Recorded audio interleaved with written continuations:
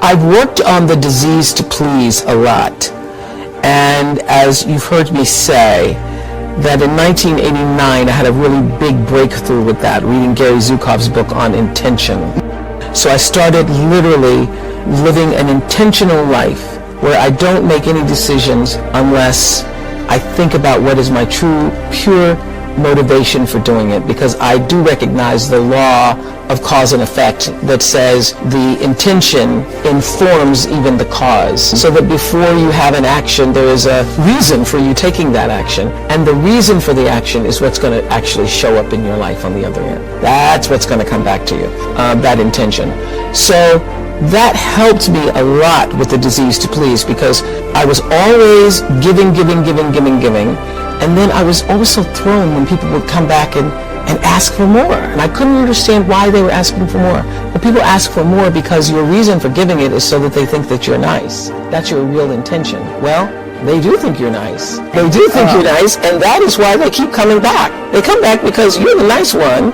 You're going to say yes when even you mean no. So you're the person I'm going to call to go pick up my kids when I can't or don't want to, because you're going to say yes even if you don't want to do it. So that's why people keep coming back, when your intention is not really clear. So that took a lot of fear away from me. But at least for me, clarity of intention helped me live a more fearless life. You cannot live a brave life without disappointing some people. But those people who get disappointed, it's really okay. The people who really care for you, the people who are rooting for your rise, will not be disappointed. The only people who are disappointed are people who have their own agenda, and their agenda is not aligned with your agenda. And that's how I make myself brave. I say, well, the people who really care about you, who want you, who are rooting for your rise, those people who are rooting for your rise, they're going to be okay when you say no. I never read any comments that are coming from negative people. If I start to read something and shut it down, I will not take that in. I have a kitchen cabinet, and I've had a kitchen cabinet since the beginning of my career. Different people have been in that kitchen cabinet over the years, but there are a few people who are my resource, who I know are going to tell me the truth. Your cabinet can go through all of those comments, because feedback is great, and you can get it immediate now. Your cabinet will go through, and they can share with you the things, even that are negative, but that are not mean-spirited. I'd come off the glory and the victory of 25 years of the Oprah Show, and was trying to put together the pieces of building a network without the right pieces. I really was trusting other people's ideas about how to do it, and it wasn't until I had the good sense to bring in my own team of people whom I'd been working with for, the past decade, that things start to actually fall into place for me.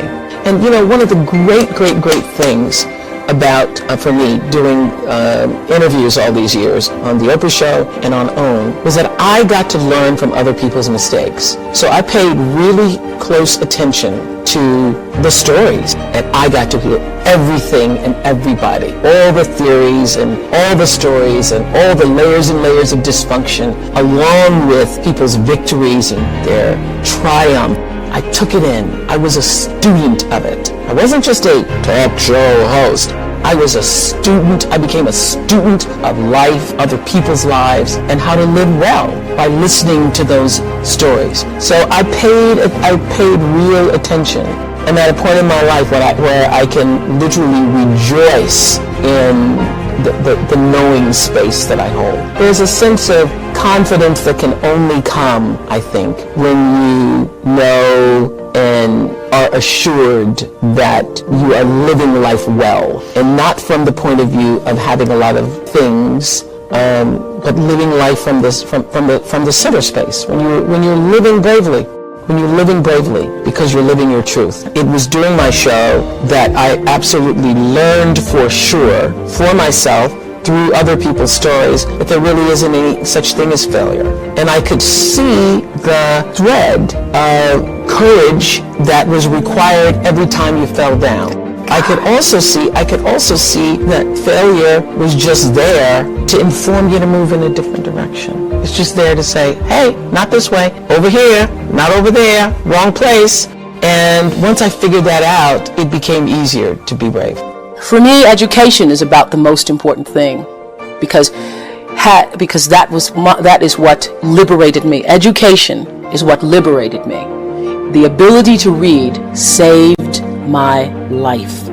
I would have been an entirely different person had I not been taught to read when I was at an early age. My entire life experience, my ability to believe in myself, and even in my darkest moments of sexual abuse and being physically abused and so forth, I knew there was another way. I knew there was a way out. I knew there was another kind of life because I'd read about it.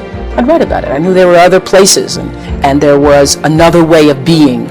And so it saved my life. So that's why I now focus my attention on trying to do the same thing for other people. Education. I don't think you ever stop giving.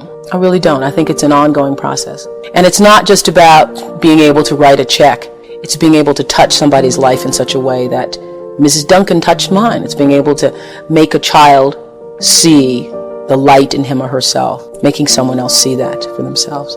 I know that if I didn't have the money, listening to somebody who had it, I'd probably not believe them. Because you can't believe it. Because if you don't have money and you're just trying to make ends meet, you think if you just could make ends meet, that would make everything all right for you. What I know is that if you do work that you love and work that fulfills you, the rest will come. And that I truly believe that the reason I've been able to be so financially successful is because my focus has never, ever for 1 minute been money. And the fact that the money has come has really surprised me. I've been just really surprised and delighted and very pleased and many times overwhelmed by it. But the money has never been the focus. The reason, I think if you're on the road to success is if you would do your job and not be paid for it. And I would do this job and take on a second job to make ends meet if nobody paid me, just for the opportunity to do it. That's how you know you're doing the right thing. One of the things that, if I may pat myself on the back for, is that I try to surround myself with people who are smarter than I am. I think that the ability to be as good as you can be comes from understanding who you are and what you can and cannot do. And what you can't do is far more important than what you can do, if what you can't do is going to keep you from flying as high as you can. Now, when my lawyer first came to me and said, you can own your own show, it literally took the ceiling off my brain because I had never even thought that high before. I never even thought that was possible. And everybody needs somebody in their life to say, yes, you can do it. I have a niece who's 15, who several years ago, I said to her the same thing my father said to me. I said, you are too smart to get C's. I heard my father speaking. We were crossing the street one day and she was talking about her grades. You're too smart to do that. You could be an A student. And she said, do you really think I can? Oh, of course. I said, you're such a bright person. And she started getting A's and said to me a year later, nobody ever told me I could. And I think one of the most important lessons to learn is that we are all responsible for our lives, but nobody gets through this life alone. Everybody needs somebody to show them a way out or way up. Everybody does. See, I feel best in surroundings where other people are smarter than I am because I feel like I can always learn something from them. One of the other big lessons I've learned, particularly in business, I think you have a responsibility to yourself to learn as much about your business as you can. And so I sign every check, although it is now tedious because the bills that come in from maintaining a studio, everything from Federal Express to Xerox to every tape that needs repaired and so forth, it gets to be a lot. I have stacks and piles of checks to do, and I know that there are a lot of successful people who don't do that. I still have a tenement mentality. I've been very, very poor in my life. And so the idea of having money and not being responsible and knowing how much money you have and keeping control of it is not something that I personally can accept. I know that there are other people who can, but it is not a possibility for me. I need to know where it is. There are times I think I want to go to the bank and say, show it to me, because, just seeing it on a piece of paper, anybody can print out a piece of paper. So, I watch it very carefully and try to maintain responsibility for it. But my success in business has come, when I first started being a, quote, businesswoman, I worried about how do you do this? And I realized that you do this the same way as you do anything else. You be fair. You try to be honest with other people and you be fair. What I know for sure is if you focus on the substance, the success will come. And most importantly, let failure be your friend. There are going to be times, of course, where you're going to win a lot. A lot of things are going to go your way. And it's wonderful to bask in that adulation and to feel proud of your successes. But it's the times when things go wrong, when you fall or fail, that you're actually going to learn the most about yourself. You know, all those years on the Oprah show, 25 years, we were the #1 show for 25 years. And that's because I lived with the intention to serve the audience. When I was able to shift the paradigm to start to looking at, wow, what I have instead of what I don't have, what I have instead of what I thought I'd lost, I was able to begin to turn things around. But it's those moments of uncertainty. It's the moments where all of my mistakes show up on the evening news. I can tell if I've done something wrong. It's on the CNN crawl. I can read about it. But learning from the moments where things weren't going so great, being able to get still, to connect with that which I know is God, the force, the power greater than myself, and to come back and realize that in order to move forward, you move forward by taking the next right step. You don't have to know everything to do. You don't have to know all the steps to make. Just what is the next right move. And then there's this. I leave you with this. Nobody makes it alone. Nobody. I don't care what they look like. I don't care what their Insta posts say. Nobody makes it alone. And so you will get nowhere without a spiritual practice. You need a spiritual practice. And by that, I mean not necessarily religion. For some people, it is church. For some people, it is meditating. For some people, it's dancing. For some people, it's singing. But you have got to find a way to nurture that which is the essence of you. You've got to find a way to continually give back to yourself. I am committed to service. Service through my work, service through my life's purpose.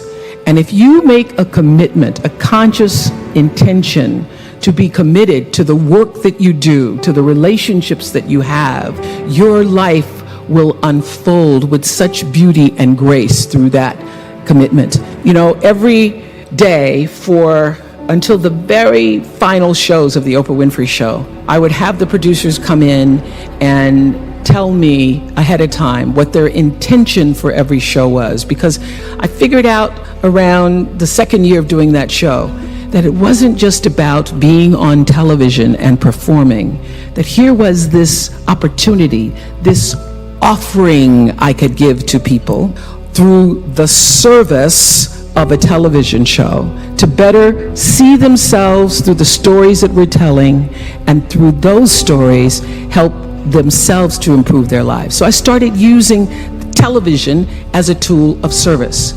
So as you're trying to figure out, what do I do? How should I do it? First of all, I will say this, that when you don't know what to do, my girls have heard this over 100 times. When you don't know what to do, you do nothing. You get still until you do know. Because when you have to ask everybody else, should I do this, should I, and that's whether it's buying a pair of shoes or going with a guy, buying a house, taking a job, should I? When you have to ask everybody else, it means you don't really know the answer fully yourself. So you get still, be still, and know the answer will come. So many people are worried about building a brand. I hear kids on social media talking about their brand. And I used to really resent the word when people would say to me, oh, you have this brand, because I never even thought about a brand. I just thought about day in and day out, making the best right choice for me. But now I embrace it because I recognize people see me as a brand. But for me, it's not a business. It is a question of, what do you stand for? And I will say this, you're nothing if you're not the truth. So I've made a living, I've made a life, I've made a fortune really, from being true to myself. And that's if I could leave you with any message today, that is it. The biggest reward is not financial benefits, though it's really good. You can get a lot of great shoes. Nothing wrong with great shoes. But those of you who have a lot of shoes know that having great shoes and a closet full of shoes or cars or houses or square footage doesn't fill up your life. It doesn't. But living a life of substance can. Substance through your service, your offering of your whole self. And the baseline for how do you live a life of substance is whatever is the truth for you. What do you stand for? So when I first started making money, and it was, my salary or my earnings were published all over the place. I mean, the first year I was like, really? Did I make that much money? Oh my God. It was very difficult for me to figure out where my boundaries were because I'd grown up poor and didn't have anything. So it's easy when you don't have anything and people ask you for money. And they say, I need $500. And you say, I don't have it because I'm just trying to get my rent paid. It's harder when your multi-million-dollar salary is now in the paper and you get a lot of friends and cousins you didn't have before. So how do you set boundaries for yourself? I was having trouble setting boundaries for myself for even strangers. People would just show up at my door in Chicago and say, Oprah, I left my husband, please help me. And I would, because she knows I have it. So what I learned is that the reason why people keep showing up is because my intention is to make them think that I'm such a nice person that you can ask me for anything, you can get me to do anything. I'm going to say yes, I'm going to say yes. So when Stevie called me this time, I thought I'd try out my first no on Stevie. Let's start big. He wanted me to donate some money to a charity, and I didn't want to donate to the charity because I have my own charities and I care about a lot of people, but the problem is when you have money, everybody thinks you just want to give to everything. So I said to Stevie no. And as a person who has that disease to please, I was waiting for him then to say, I will never speak to you again. I will never call you. I will never sing a song for you. And he didn't. He just said, okay. Okay? Okay, it's okay? He said, okay, check you later. What I learned from that is many times you will have angst and worry about things. Put yourself in a state, like someone said this morning because their phone went off, they were mortified over a phone. I said, really? You will put yourself in a state when the other person really isn't even thinking about you. So learning that I could specifically determine for myself what the boundaries were for me, what I wanted to do, give my money, give my time, give of my service to who I wanted to give it to when I did, that I get to make that decision. Just because you have all of these demands on your time and on you doesn't mean that you have to say yes. You get to decide because you're the master of your fate, the captain of your soul, as William Ernest Henley said in Invictus. And understanding that really changed the meaning of my life in that I was no longer driven by what other people wanted me to do, but took charge of my own destiny, making choices based upon what do I feel is the next right move for me. I've lived with who do you think you are my whole life. Not from myself as much as what was reflected to me. Because who do you think you are? You're a little color girl, come from Mississippi. Who do you think you are? You're sitting up on national television. Who do you think you are that you can have? Who do you think you are that you can? So I used to fear hearing the term, who do you think you are? Or you must be pretty full of yourself. Now I work at being full. I want to be so full, I am overflowing. So when you see me coming, it ought to make you proud. To borrow a line from Maya Angelou's Phenomenal Woman. When you see me coming, it ought to make you proud. And what you see is a woman so full, I'm overflowing with enough to share with everybody else. I'm going to own the fullness without ego, without arrogance, but with an amazing sense of gratitude that I've been born at a time where I am female on the planet and I have the great pleasure and freedom to fill myself up. Knowing who you are. Knowing who you are. Being able to answer this question, who am I and what do I want? You know, many times when I go out of the country, I am baffled by that question. To explain what is your occupation. I've stood there for 10 minutes. Well, am I a talk show host? Well, I'm more than a talk show host. Am I a businesswoman? I'm a businesswoman. I'm more than a businesswoman. Am I an entrepreneur? I'm more than an entrepreneur. So I just leave it blank or self-employed. So I'm not asking for the roles that you play as daughters. I'm not asking that question. What are the roles that you play as a daughter, as a friend, as a sister? You're going to be a lawyer, you're going to teach, you're going to be a pharmacist. I'm asking the bigger question of who am I? Who am I really? My answer is I am God's child. I am that which is born of all that is. I am, as Pierre de Chardin said, a spiritual being having a human experience. All that is possible for me. That's who I am. And what do I want? I don't want to just be successful in the world. I don't want to just make a mark or have a legacy. You must have some kind of vision for your life. Even if you don't know the plan, you have to have a direction in which you choose to go. You want to be in the driver's seat of your own life, because if you're not, life will drive you. Knowing who you really are in this space and time that we embody. What do you want? Who are you? Always do the right thing. Be excellent. People notice. Think of how you notice. You go to Taco Bell, somebody gives you an extra napkin and some sauce. You notice. You want to go back to that person, because even at Taco Bell, excellence shows itself. And what I know is that when you are excellent, you become unforgettable. People remember you. You stand out. Regardless of what it is, you become an unforgettable woman. And that is what we all want. We want to be unforgettable and not forgettable. So doing the right thing, even when nobody knows you're doing the right thing, will always bring the right thing to you. I promise you that. I remember many times on my show. There are many shows y'all never saw. And the reason you didn't see them is because I got the last vote.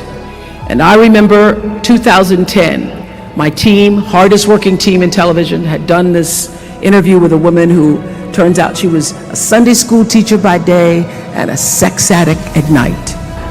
And they were like, you won't believe it. We got her going out, we got her with the men, and we get to show her, and she was willing to show us everything.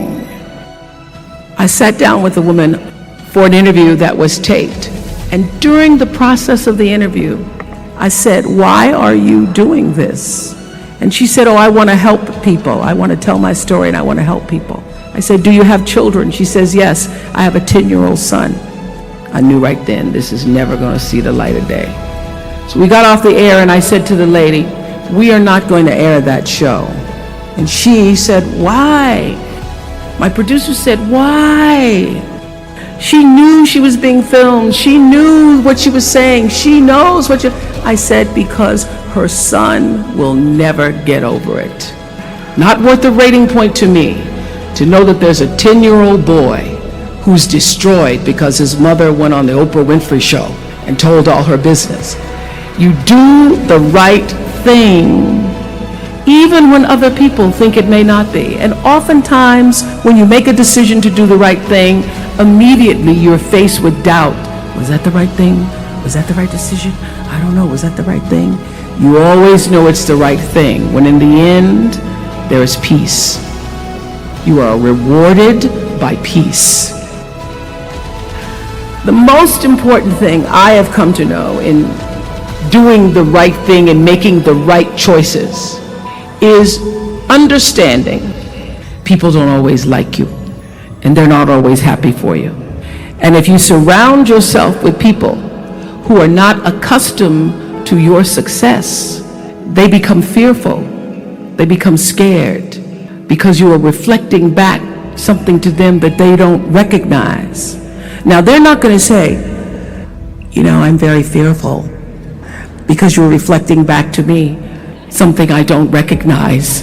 They're going to say, you know what they're going to say? They're going to say, who she thinks she is. Who she thinks she is. That only happens when you are around people who do not mean and want and aspire to the best for you. People who want the best for you want you to be your best. So my greatest advice to you is to surround yourself with people who are going to fill your cup until your cup runneth over. I did this at the end of my show. I did my favorite guest of all time. So that's hard to do out of literally thousands and thousands. There's like 35,000 people I interviewed over the years. But there was one woman out of all the celebrities, out of all of the famous, non-famous, infamous people. One woman. Who was she? Her name is Terai Trent. Listen to this story.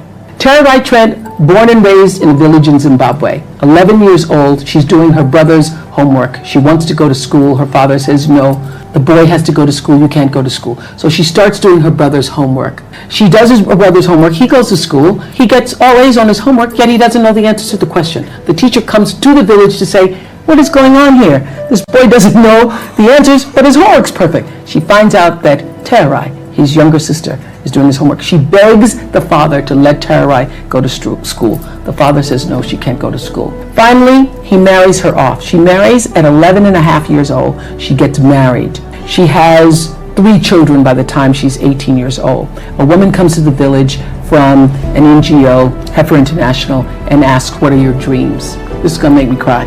Asks her, what are your dreams? This child has never thought about what her dreams were. She says, write down your dreams. She writes down her dreams on a piece of paper and she folds them in a tin can and she buries them under a rock. The first dream was to be able to go to a school in the United States of America and get a college degree. She ends up, through some miracle of the NGO, going to the United States. She gets a 4-year degree in 3 years. She goes back to the rock in Zimbabwe. She writes her next goal on the piece of paper. She buries it under the rock. She writes, I want to get a master's degree. She goes back to the United States. She gets a master's degree. She goes back to the United States. She gets her master's degree. After the master's degree, she goes back to the rock in Zimbabwe. She writes down her final goal is to get a doctorate degree. And last year, she became Dr. Terai Trent. I found her in the Nicholas Kristof's book called something the sky, underneath the sky or the sky. And I was reading the story. I had Nicholas Kristof on the show. Nicholas Kristof, the famous New York Times writer. She wasn't there. She wasn't a part of the show. I'm reading the story. I can't believe this book, the story of this woman, as I'm reading the story. So when we go to do the show, the producers have Nicholas Kristof on. They bring on other guests, but this woman isn't there. I go, how could you not have her there? So we tape another show with Nicholas Kristof. We go back. I go, fine. We're going to find that woman, Terai Trent. By this time, she's living in the United States. We followed her back to Zimbabwe to the rock. We pulled the tin can from underneath the rock. And that is my favorite guest of all time. The reason why Terai Trent is my favorite guest of all time is because she represents in that one story of the little girl in a village in Zimbabwe who had a dream, the heart and depth and discipline to pursue it. She represents everything I tried to say in every show in 25 years. She literally, through her life story, sums up the message that I was trying to give to every single one of my viewers. You can. Keep trying. Don't give up. When I was about 8 years old, I grew up in the church, and I was going to one of those Women's Day, you know how we have church all day long. The little girl that was supposed to be there to do a recitation had gotten ill. And so they said to my stepmother, we need a little girl. Can Oprah come back and do a recitation this afternoon? My stepmother said, yeah, I'll have her back here this afternoon. So this, church ain't over to 1:30. So by 4 o'clock, I had gone home and learned to recite Invictus by William Ernest Henley. It starts out of the night that covers me, black as a pit from pole to pole, I thank whatever gods may be for my unconquerable soul. I was reciting it and doing the pit from pole to pole. I didn't know what I was saying. But at the end of the poem, there's the stanza that says, "It matters not how straight the gate, how charged with punishment the scroll. I am the master of my fate. I am the captain of my soul." Now, my little 8-year-old brain didn't really fully understand the power and depth of those words, but they sounded good enough for me to write them down and put them on my mirror. And those words, "I am the master of my fate, I am the captain of my soul," became a mantra for me. What it said is, I am responsible for the choices that I make in my life. I am responsible. Obviously, I grew up and was better able to articulate what those words really mean. And I discovered in physics class the third law of motion. You remember what that is? And it's called Newton's law. And it says, for every action, there is an equal and opposite reaction. So what does that mean? That means everything that you are putting out into the world, every action, there is an equal and opposite reaction. It means no matter what you do, the energy of what you do, what you say, and most important, the energy of who you are is going out into the world, into your relationships, and that energy is always coming back to you. You are responsible for the energy that you are pulling out into the world, because that very energy, bam, is coming right back to you every single time, whether you believe it or not, because it is law. Everybody has a different talent. And the reason we're all so messed up is because you're looking at everybody else's talent and wishing you had some of their talent. All the energy that you spend thinking about, wishing about, being jealous of, envious of anybody else is energy that you're not only putting out that's going to come back to you negatively, but you're taking that away from you. All your energy should be forced on, what do I have to offer? What do I have to give? How can I be used in service? Because Dr. King's message of not everybody can be famous, but everybody can be great, because greatness is determined by service.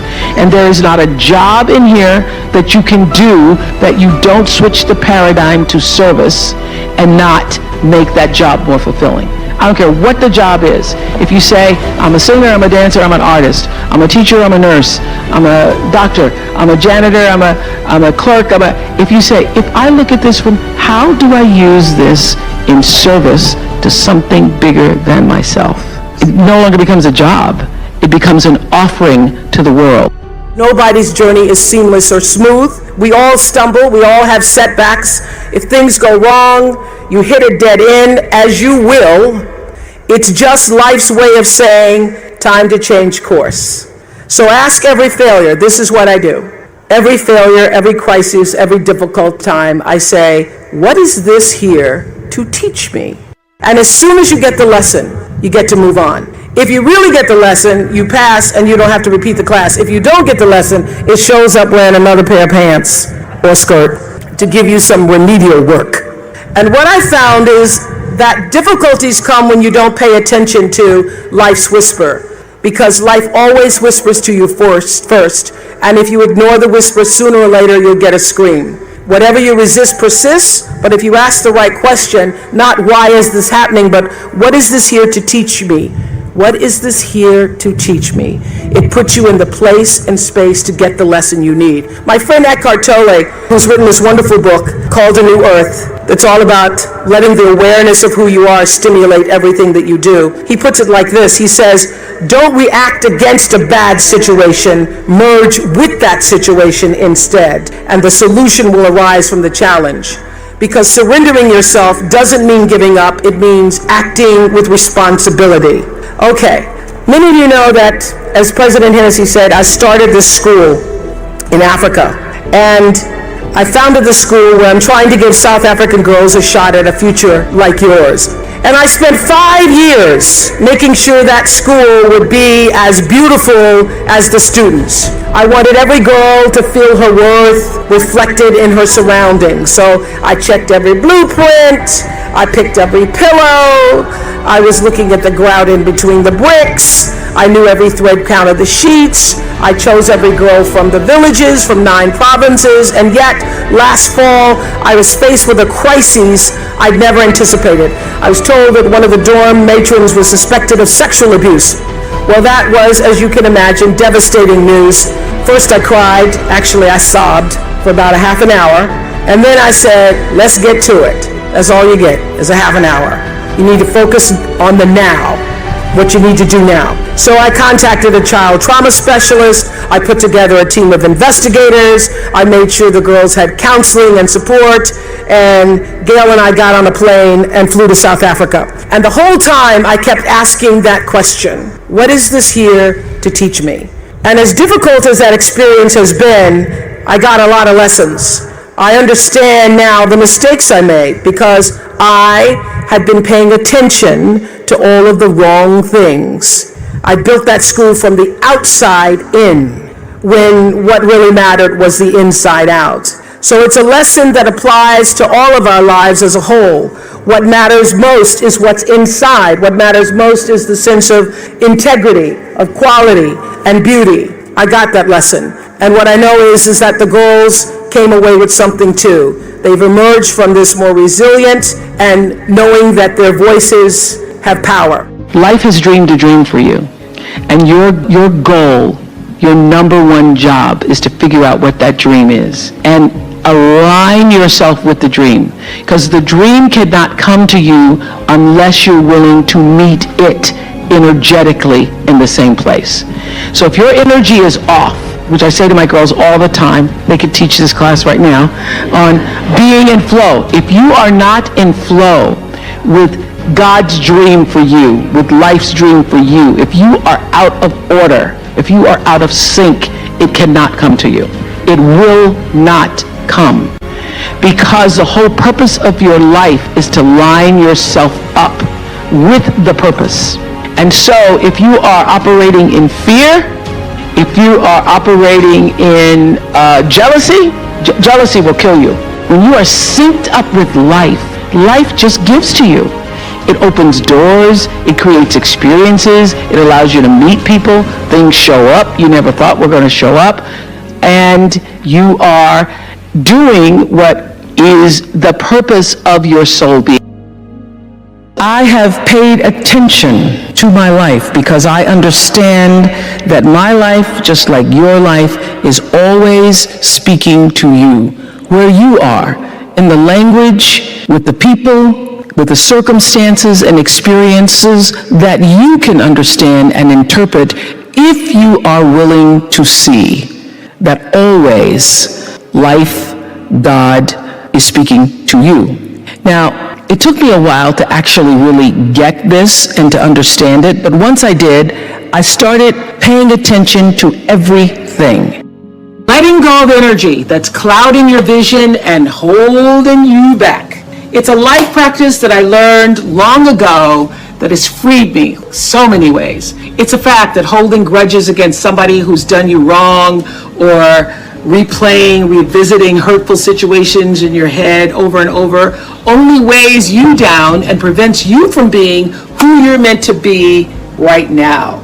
Because you're still energetically holding on to the past. The energy that you put into constantly rewinding to the resentment. Why did they do that? Why did they say that to me? I didn't deserve to be treated that way. All of that only keeps you stuck. It will never change what happened. You've got to press stop and reject the urge to keep replaying so that you can then fast forward into the now for yourself. You know, a lot of people think that holding on to things that disempowered them is going to somehow magically turn it around. As I said in my message a couple of weeks ago about forgiveness, you have to release the notion, give up the hope that the past could have been any different. And you also must release the idea that people would do what you might do in any given instance. This is a big one. I had to learn and relearn before I actually got it. Expecting people to do what you would do in a situation only leads to your disappointment, not theirs. They're going on with their life. So let people be who they are, and either you accept it or you don't. Not doing that keeps you stuck in a circumstance that actually costs you time, costs you energy. And I can guarantee that oftentimes the person on the other side of the bitterness you're holding on to, they're not even thinking about you. In fact, they probably have just moved on. They certainly aren't obsessing the way you are. Think of it like letting go of any bad habit that just doesn't serve your well-being. Not an easy task. Taking the road to a more enlightened, healthy existence never is. So this is what I want to ask you to ask yourself.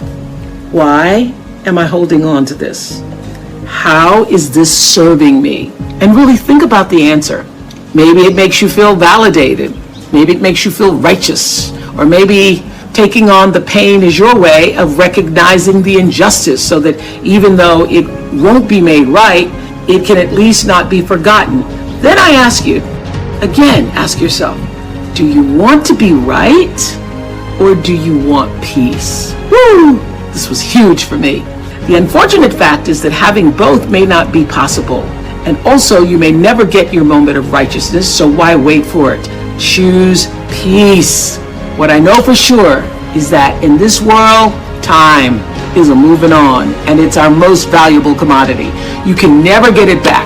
So staying in that loop, playing it over and over in your head of hurt, only amplifies your pain. Let it go. Exhale, make room in your heart for something that is uplifting. Surround yourself with people who want the best for you. You have the ability to shift the DNA of your spirit and control how you perceive life. So why not lighten your load and let it go?